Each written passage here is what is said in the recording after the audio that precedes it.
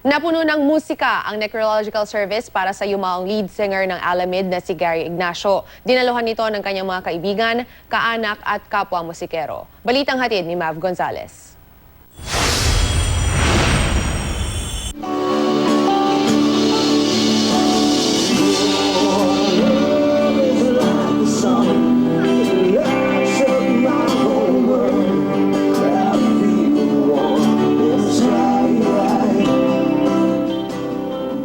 Inalay ni Gary Ignacio ang buong buhay niya sa musika, kaya sa isang musical necrological service din siya na maalam. Tumagsa ang mga kaibigan, kamag-anak at kapwa musikero sa huling lamay niya kagabi sa Santo Rosario Chapel sa Malabon.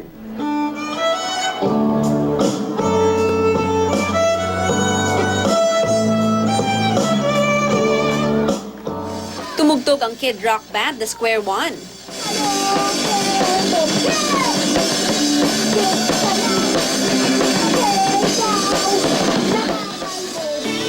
Pero syempre, inabangan ang reunion ng original na Alamid kasama pa ang Orient Pearl.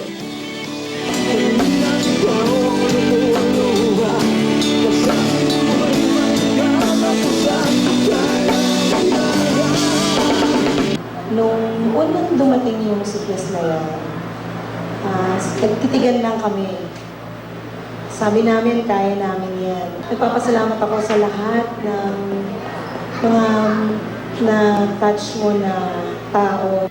Pumanaw si Gary noong April 17 matapos makipaglaban sa bone cancer. Pero hanggang sa mga huling araw niya, gusto raw tapusin ni Gary ang bago niyang album kasama ang bandang Sid. Hindi namin natapos yung album. So, I'm sorry for that, Gary.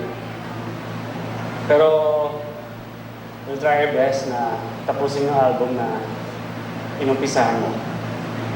Gagawa na lang namin ng paraan, parang tribute na rin namin sa kanya.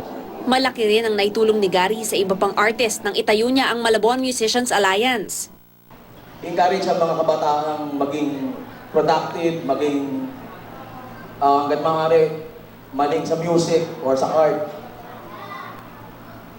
Marami siyang in-inspire na tao sa mga ginawa niyang kanta. Mav Gonzalez, GMA News.